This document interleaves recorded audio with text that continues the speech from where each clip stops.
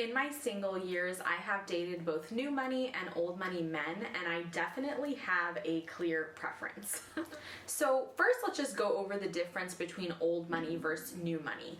Old money tends to be money that is inherited. So this man probably has a father or grandfather who owns a huge business. Examples of this are the Gettys, the Rockefellers, the Walton brothers, the ones who created Walmart. So a lot of these people have generational wealth that has been passed down for years and years and years. Prince Harry, that's an example of someone who comes from old money. So this person is basically born into a family that already has money, already has assets, whether it be a business or properties or stocks or usually a plethora of things. So it's generally a class thing. This person is born and they are already in this family and going to inherit wealth when they get older.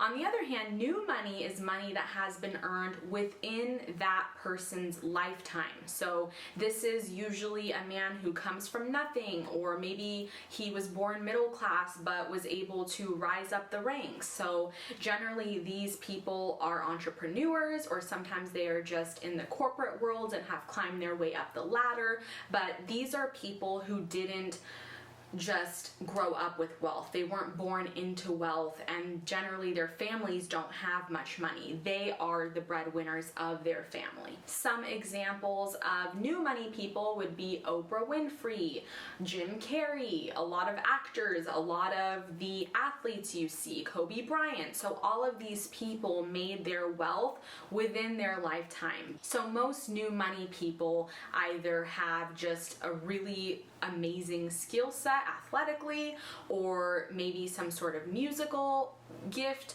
or they start businesses. So let's talk about some of the pros of dating someone who comes from new money.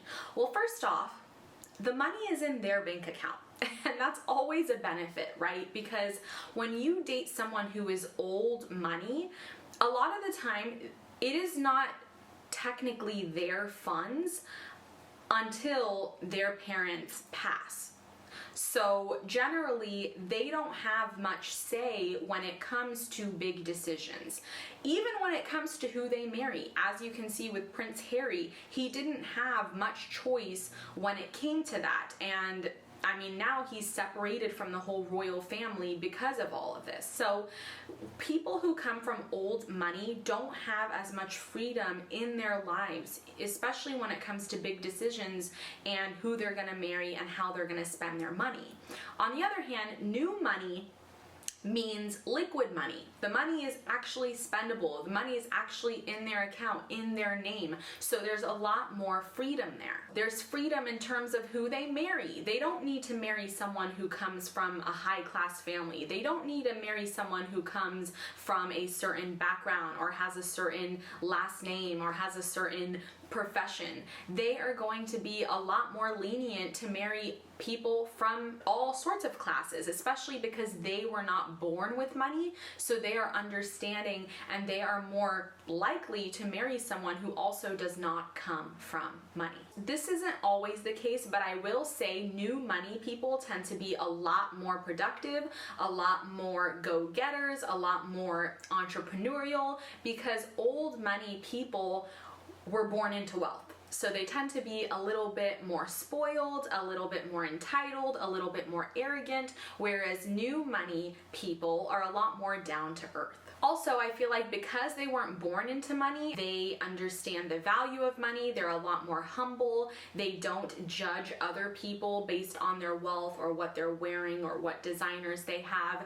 And I will just say overall, they tend to have a lot more freedom in their day-to-day lives, a lot more say. Their money is more liquid. They're able to spend as they please, and they tend to be a little bit more generous than old money, because old money is meant to be retained for generations and generations. It's like you want to pass down that wealth, whereas new money tends to be more of the spenders, tends to be more of the people who go all out, who like to wear their wealth, who like to enjoy their wealth. They'll purchase the business flights, the first class flights, the 5-star hotels, whereas the old money tends to be a little bit more reserved and conservative with their money. Another benefit, which I obviously love about new money, is you are their priority. Because the money is in their hands, they're not over here having to kiss ass to their parents or ask higher ups if they're able to do something. You are their priority, and they truly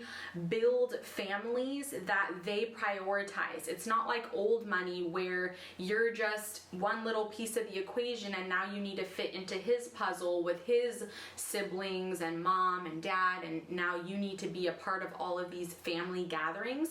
New money men tend to kind of create their own families and prioritize those over the rest of the family. So now that we've talked about the benefits, let's talk about some of the cons. So the first one is that new money men tend to be the breadwinners of their family, which is a benefit, but it means their family doesn't have much money. So you're probably not going to get a huge fat inheritance check.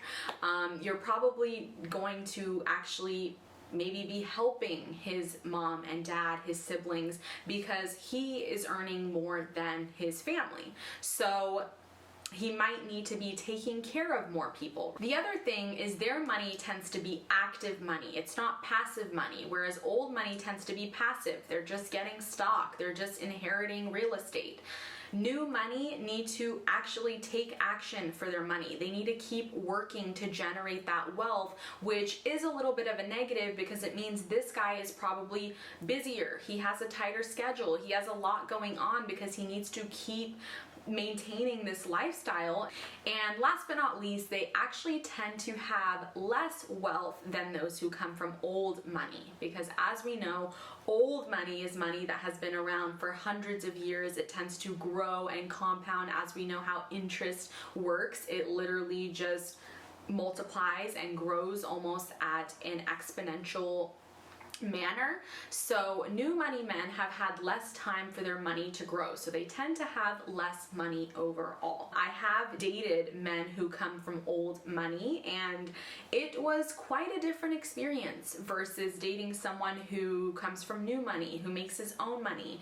I will say that I just feel like there's a lot more freedom, there's a lot more say. These guys aren't so nitpicky when it comes to etiquette and how you seem in front of their family or their parents. They're not scrutinizing you so much, whereas in old money families, it is a huge kind of issue fitting in with this family and having all these formal rules of elegance and sophistication, and it can be a lot of pressure, especially for someone who doesn't come from that background. So if you're more of a simple gal and you're down to earth and you just kind of want less of a headache, I do believe that new money men is where it's at. I think a lot of my friends would agree with me. I've had a lot of friends who dated men who came from old money and realized that really wasn't as peachy and, you know, nice as they had thought it would be.